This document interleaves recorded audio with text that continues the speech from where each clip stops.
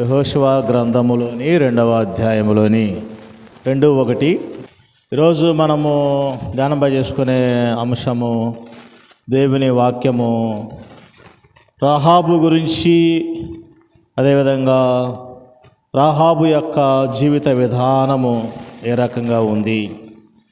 వాక్యము సెలవిస్తున్న అంశం మనం చూసుకున్నట్టయితే, ప్రియమైన దేవుని బిడ్డలారా, వేగుల వారు పంపినటువంటి మాటను బట్టి యెహోషువ మాటకు విలువ ఇచ్చిన విధానాన్ని మనము ఇక్కడ చూసుకోగలుగుతున్నాం. ఎవరి ఇంట దిగారంటే రాహాబు ఇంట దిగి ఉన్నారు. రాహాబు అనేటువంటి ఆ స్త్రీ ఒక వేశ్య కుటుంబము. వేశ్య వృత్తిని చేసుకునేటువంటి ఆ స్త్రీని మరి ఆ గ్రామంలో ఎవ్వరు కూడా మర్యాద ఇచ్చేటువంటి పరిస్థితులు లేవు. అదేవిధంగా గౌరవము, ప్రేమ, కనికరము ఏ విషయాలలో కూడా ఆ స్త్రీ విషయాలలో ఉండవు. కాబట్టి జ్ఞాపకం చేసుకోండి ప్రియమైన దేవుని బిడ్డలారా, రాహాబుని మనం ఒకసారి పరిశీలన చేసుకున్నట్టయితే లక్షణములను, రాహాబు యొక్క లక్షణములను, ఆమె వేశ్య అనగా వ్యభిచారి అని మనం చెప్పుకోగలుగుతున్నాం. అదేవిధంగా ఆమె దేహమును అమ్ముకునేటువంటి ఒక స్త్రీ. అదేవిధంగా మనం చూసుకున్నట్టయితే అదేవిధంగా చెడుతనము కలిగినటువంటి మనస్సు కలిగినటువంటి స్త్రీ. మంచి కోరుకునే మనసు కానీ, మంచి కోరుకునే తత్వం కానీ ఈమెలో లేదు. ఈమె ఇల్లు ఎక్కడ ఉందంటే, ఈమె ఇల్లు ప్రాకారం మీద ఉంది. అంటే కాబట్టి ఎత్తైన స్థలంలో ఉంది ఈమె ఇల్లు. అనేకులకు అనుకూలంగా కూడా ఈమె ఇల్లు ఉందని మనం సెలవిస్తున్నాము. రాహాబు అనే మాటకు విశాలము అని అర్థము. రెండవది గర్వము అని కూడా అర్థము. దానికి అర్థము 2వ అధ్యాయం 2వ వచనములోని యెహోషువ గ్రంథములోని, దేశమును వేగు చూచుటకు ఇజ్రాయిలు వద్ద నుండి మనుషులు రాత్రివేళ ఇక్కడికి వచ్చారని చెప్పాను. ఈమె పేరు ప్రఖ్యాతులు కలిగినటువంటి స్త్రీ కాదు, మరి ఈమె చెడుతనము కలిగినటువంటి స్త్రీ. మరి ఆమె యొద్దకు రాత్రివేళ వెళ్ళటం అనేది ప్రమాదము కలిగినటువంటి అంశమే. పగటి వేళ వెళ్ళినా పురుషులకు ప్రమాదమే, రాత్రి వేళ వెళ్ళినా పురుషులకు ప్రమాదమే, అవమానమే ఆ ఇంట్లో అడుగుపెట్టిన. కాబట్టి జ్ఞాపకం చేసుకోండి, రాత్రి వేళ మరి ఇక్కడ మనం చూసుకున్నట్టయితే ఆ గృహమునకు వెళ్ళజాలనటువంటి గృహమునకు, అడుగు పెట్టనటువంటి గృహమునకు వేగులు వారు ఆ గృహమును మరి దర్శించిన విధానాన్ని మనం ఇక్కడ చూసుకోగలుగుతున్నాము.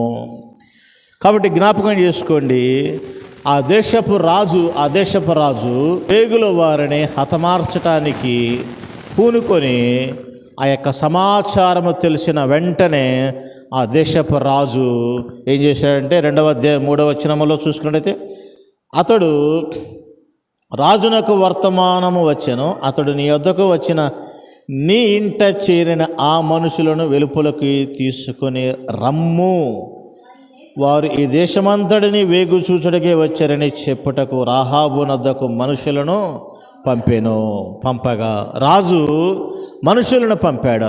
రాహాబు ఇంటికి మనుషులను పంపాడు. వేగుల వారు వచ్చి ఉన్నారు ఈ దేశమును పరిశోధించడానికి, చూచుటకు, ఈ దేశమును నాశనము చేయుటకు మరి ఇజ్రాయేలీల నుండి వచ్చిన వారు ఉన్నారు కాబట్టి వారిని పంపుమని కూడా ఆ రాజు ఆ ఇంట ఉన్నటువంటి స్త్రీ విషయాలలో చూసుకోగలుగుతున్నారు. అయితే ఆమె వారిని ఎందుకు దాచిపెట్టిందనేది ఇక్కడ చాలా ప్రాముఖ్యమైన అంశము. 4లో చూసుకున్నట్టయితే యెహోషువ గ్రంథము 2వ అధ్యాయం 4వ వచనములోని, ఆ స్త్రీ ఆ ఇద్దరు మనుషులను తోడుకొని వారిని దాచిపెట్టుటకు కలిగిన కారణము అనేది మనం ఇక్కడ పరిశీలన చేసుకోవాలి. ఆ స్త్రీ వ్యభిచారపు స్త్రీ, ఆ స్త్రీ మంచి మనసు కలిగినటువంటి స్త్రీ కాదు. కానీ వచ్చినటువంటి ఇజ్రాయేలీలలో ఉన్నటువంటి ఆ ఇద్దరును ఏగులు వారిని దాచిపెట్టి ఆ రాజు కంటబడకోకుండా, వచ్చినటువంటి సైనికులు కంటబడకోకుండా చక్కగా వారిని దాచిపెట్టిందంటే ఆమె అక్కడ వారిని అనుభవించడానికి కాదు, కానీ వారి తత్వము కానీ వారి విధానము కానీ ఇజ్రాయేలుల గురించి, ఇజ్రాయేలు దేవుడి గురించి, యెహోషువ గురించి, వారి యొక్క యుద్ధ నైపుణ్యతని గురించి, ఆ యొక్క మందసమ గురించి ఆమె తెలుసుకుని ఉండవచ్చు. కాబట్టి వారి నుండి మేలు ఏదైనా భవిష్యత్తులో కలుగుతుందని వారిద్దరిని దాచిపెట్టింది అక్కడ. అంటే వారిద్దరు ప్రాణములను పోగొట్టుకోకుండా, వారిద్దరి ప్రాణములను మరి హతమార్చుకోకుండా రాజు చేతికి అప్పగించుకోకుండా ఆమె వారిద్దరిని కూడా చక్కగా దాచిపెట్టిన విధానాన్ని మనము ఇక్కడ చూసుకోగలుగుతున్నాము. కాబట్టి వారిద్దరిని దాచిపెట్టడానికి, రక్షించడానికి రక్షణ లేని మనస్సు కలిగిన స్త్రీ, ఎవరి యొక్క బాగుబోగులు కూడా చూడలేనటువంటి స్త్రీ, కానీ ఇద్దరు వ్యక్తులను చక్కగా వారిని రక్షించడానికి, కాపాడడానికి, వారి ప్రాణములను కాపాడడానికి ఆమె చూస్తుందంటే ఒక్కసారి అర్థం చేసుకోకండి. కారణం ఏంటంటే ఆమెకే ఆ దేశంలో సరైన రక్షణ లేదు, ఆమెకే ఆ దేశంలో సరైనటువంటి పేరు ప్రఖ్యాతులు లేవు, ఆమెకే సరైనటువంటి ఆ దేశంలో విలువలు గౌరవం లేనటువంటి స్త్రీ, కాపుదల లేనటువంటి స్త్రీ. అదేవిధంగా ఆమె నిత్యము కూడా మరి శరీరమును అమ్ముకొని తన జీవితాన్ని గడిపేటువంటి ఒక స్త్రీ ఇద్దరు వ్యక్తులను కాపాడుతుందంటే బలమైన కారణం అక్కడ ఉందని కూడా మనము తెలుసుకోవాలన్నమాట. మనము పరిశీలన చేసుకున్నట్టయితే ఈరోజు ఈ యొక్క జీవిత విధానంలోని, ఈరోజు మన బ్రతుకుల విధానంలోని మరి ఇద్దరు వ్యక్తులకు ఆతిథ్యం ఇవ్వటం అంటే, తెలియని వ్యక్తులను తెలుసుకోవటం అంటే ఎవ్వరు కూడా ఇంటి దగ్గరకు రానేరన్నమాట. 4 నుండి కూడా చూసుకున్నట్టయితే మిద్దె మీద దాచిపెట్టిన విధానము ఏమనుంది ఇక్కడ? జనుప కట్టెలతో వారిని దాచిపెట్టే విధానము. కాబట్టి మిద్దె మీద అనుభవాలు చాలా కావాలి. మిద్దె మీద అనుభవాలు. పేతురు మిద్దె మీదకి ఎందుకు ఎక్కాడంటే ప్రార్థన చేసుకోవడానికి ఎక్కాడు. రాహాబు అనేటువంటి స్త్రీ ఇద్దరు వేగులు వారిని ఎందుకు మిద్దె మీదకి ఎక్కించిందంటే రక్షించటానికి, కాపాడబడటానికి ఆ మిద్దెను ఉపయోగించుకుంది.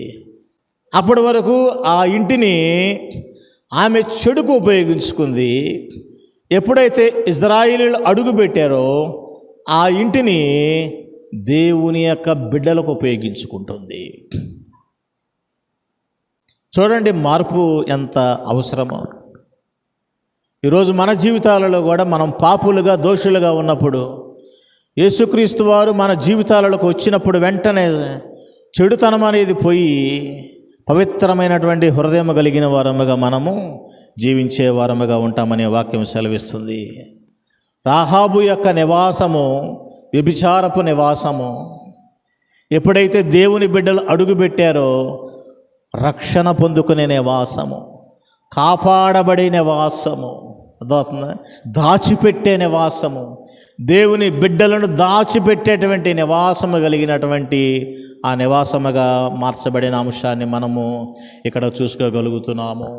అదాత్మ 2వ రాజుల గ్రంథము 4:18 కూడా చూసుకున్నట్టయితే షునేమి అనేటువంటి ప్రాంతంలో ఒక స్త్రీ విషయాలలో కూడా ఇదిగో ఎలీషాకు చక్కటి నివాసమును మేడ మీద ప్రార్థనా గదిని ఏర్పాటు చేసింది. అది కూడా మిద్దె, మిద్దె లాంటిదే. మిద్దె లాంటిది కూడా కాదు, మిద్దె. ఇక్కడ మిద్దె మీద అనుభవాలు కావాలి. షునేమి అనేటువంటి గ్రామములోని ఒక స్త్రీ ఎలీషా విషయాలలో చక్కటి ప్రార్థనా గదిని ఏర్పాటు చేసింది. ఏమేమి పెట్టింది అక్కడ? 2వ రాజులు 4వ అధ్యాయము 8వ వచనములో, ఒక దినమందు ఎలీషా షునేమి పట్టణమునకు పోగా అచ్చట గనురాలైన ఒక స్త్రీ భోజనమునకు రమ్మని అతనిని బలవంతము చేసిన గనుక అతడు ఆ మార్గమున వచ్చినప్పుడల్లా ఆమె ఇంట భోజనము చేయుచు వచ్చెను.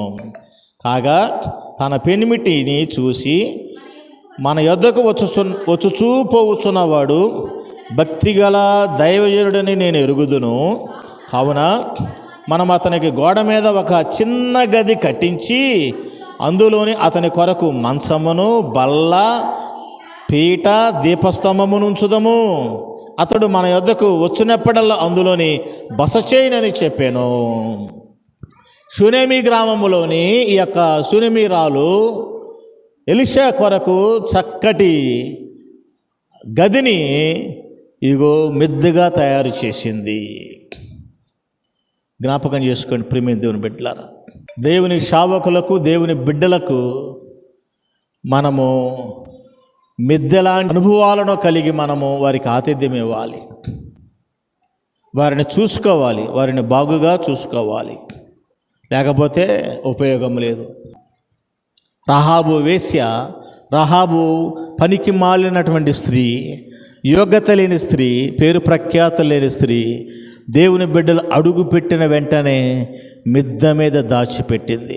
2వ అధ్యాయము 9వ వచనంలో కూడా చూసుకున్నట్టయితే, ఇదిగో ఆ వేగుల వారు పండుగొనకు మునుపు ఆమె వారున్న మిద్దె మీదకి ఎక్కి వారిని ఎట్లనను. 9వ వచనములో చదవండి. యెహోవా ఈ దేశమును మీకు ఇచ్చుచున్నాడనియు మీ వలన మాకు భయం పుట్టుచున్నదని సెలవిస్తుంది. మీ భయము వలన ఈ దేశ నివాసులందరికీ ధైర్యము చెడుననియు నేను ఎరుగుదును. చాలు చాలు చాలు అంటే దాచిపెట్టడానికి కలిగిన కారణం ఏంటంటే ఇజ్రాయేలీయుల యొక్క యుద్ధమును, ఇజ్రాయేలీయుల యొక్క దేవుడి యొక్క నైపుణ్యతను, ఆశ్చర్యకార్యాలను ఈమె చెడుతనము చేసుకుంటూ కూడా ఆమె ఆలకించింది. ఈమె ఆలకించిందంటే ఈమెలో భయం ఉంది. యెరికోలో ఉన్నటువంటి ప్రజలకు భయం లేదు, యెరికోలో ఉన్నటువంటి రాజుకు భయం లేదు, యెరికోలో ఉన్నటువంటి జ్ఞానులకు, సామంతులకు భయం లేదు. కానీ ఈమె విడిగా ఉన్నటువంటి స్త్రీ, పాపాత్మురాలైనటువంటి స్త్రీ, చెడును అనుభవించే స్త్రీ ఎవరికి భయపడుతుందంటే, యెహోవా ఈ దేశముని మీకు ఇచ్చుచున్నాడనియు మీ వలన మాకు భయం పుట్టుచున్నది, మీ వలన మాకు భయము పుట్టుచున్నది. అంటే ఆమె మార్గము చెడుదే కావచ్చు, ఆమె దేహము చెడుదే కావచ్చు, ఆమె అంతరంగం మాత్రము యెహోవా దేవుని విషయాలలో చక్కటి భయాన్ని కలిగి, ఇదిగో మీ దేవుడైన యెహోవా వలన మేము భయపడుచున్నాము, మీ వలన మేము భయపడుచున్నామని ఈమె వారికి తిరిగి జవాబు చెబుతుందంటే ఒకసారి జ్ఞాపకం చేసుకోండి. మీ భయం వలన ఈ దేశ నివాసులందరికీ ధైర్యము చెడుననియు నేను ఎరుగుదును. మీరు ఐగుప్తు దేశములో నుండి వచ్చినప్పుడు మీ ఎదుట యెహోవా ఎర్ర సముద్రమును నీరు ఎలాగా ఆరిపోచేసినో, అంటే చూడండి, ఇజ్రాయేలీయుల యొక్క శ్రమలను, ఇజ్రాయేలీయుల యొక్క బానిసత్వపు బ్రతుకులను, ఐగుప్తు దేశంలో ఉన్నటువంటి వాటిని కూడా ఆమె నెమరవేసుకొని ఆమె వీరికి తిరిగి వేగులు వారికి ఆమె బోధిస్తుందంటే ఈమె చక్కగా ఆ యొక్క అద్భుతములను, ఆ యొక్క ఆశ్చర్య కార్యములను ఈమె విని భయపడుచు ఉన్నది. ఏదో ఒక రోజు ఒక సమయం వస్తుంది, ఏదో ఒక రోజు నాకు అవకాశం వస్తుంది, నేను ఇవన్నీ కూడా చేసిన వారిని చూసి ఇదిగో వారి యొక్క మార్గంలోనికి నేను వెళ్ళాలని ఈమె ఆశపడి ఉండవచ్చు. అందుకనే ఆమె సెలవిస్తుంది ఏమని, మీరు ఐగుప్తు దేశముల నుండి వచ్చినప్పుడు మీ ఎదుట యెహోవా ఎర్ర సముద్రము నీరును ఎలాగ ఆరిపోచేసెనో, యొర్దాను తీరమునున్న అమోరీల 2 రాజులైనటువంటి ఫిహోనుకును ఓగుకును మీరు ఏమి చేసితురో, అనగా మీరు వారిని ఎలాగా నిర్మూలన చేసితురో ఆ సంగతి మేము వినినప్పుడు మా గుండెలు కరిగిపోయినవి. అంటే జనసమూహమునకు దూరముగా ఉన్నటువంటి స్త్రీ దేవుని ఆశ్చర్య కార్యాలను చూసేదిగా ఉంటుంది. చెడు కలిగినటువంటి శరీరము, మనసు కలిగిన స్త్రీ దేవుని ఆశ్చర్య కార్యాలు ఆమె నెమరవేసుకుంటుంది. సమయం వచ్చింది. సమయం వచ్చినప్పుడు వారి ఎదుట ఆమె గుండెలో బాదుకుంటుంది. అయ్యో, మీ సైన్యములుగా అధిపతి యెహోవా గొప్పవాడు. అయ్యో, మీ దేవుడు ఐగుప్తుల నుండి మిమ్మల్ని ఏ రకంగా రప్పించాడు. మీరు రాజులను ఏ రకంగా తుత్తినీలుగా చేస్తున్నారు. మేము వింటున్నాం, మేము చూస్తున్నాం, మేము వింటున్నాం, మేము ఉంటున్నాం, మేము భయపడుతున్నాం అని సెలవిస్తూ ఉంది. ఆమె చెడులో నుండి కూడా ఆమె గ్రహిస్తూ ఉంది. ఈరోజు మనమందరం మంచిగా ఉన్నాం, మంచిగా ప్రార్థనకు వెళ్తున్నాం, మంచిగా పాటలు పాడుతున్నాం, మంచిగా దేవుని ఆరాధిస్తున్నాం. కానీ మనలో ఉన్న చెడు అనేది, మనలో ఉన్న పాపం అనేది, మనలో ఉన్న దోషం అనేది అది బయటికి పోవట్లేదు. ఈ స్త్రీ మాత్రము ముద్ర వేయబడినది, పాపాత్మురాలని, వ్యభిచారపురాలని ముద్ర వేయించుకుంది. కానీ ఆమె అంతరంగంలో ఏ రకమైనటువంటి వాటిని ఆమె నెమర వేసుకుంటుందో ఒక్కసారి జ్ఞాపకం చేసుకోండి. ఆమె గ్రహించింది అనేది కూడా మనం చెప్పాలి. వాక్యమును గ్రహించాలి, దేవుడిని గ్రహించాలి, దేవుని మార్గమును గ్రహించాలి, దేవుని రాజ్యమును గ్రహించాలి, దేవుని బిడ్డలను కూడా గ్రహించాలి. ఈరోజు గ్రహించుకోలేకపోతున్నారు. వింటున్న వారిగా ఉంటున్నారు, పెడ చెవుని పెడుతూ ఉన్నారు. క్రైస్తవులుగా ఉంటున్నారు, పెడ చెవుని పెట్టేస్తున్నారు. పాపాత్మురాలైనటువంటి ముద్ర వేయించుకున్నటువంటి ఈ యొక్క రాహాబు అయితే ఆమె భయపడుచు ఉన్నది దేవుని ఆశ్చర్య కార్యములను.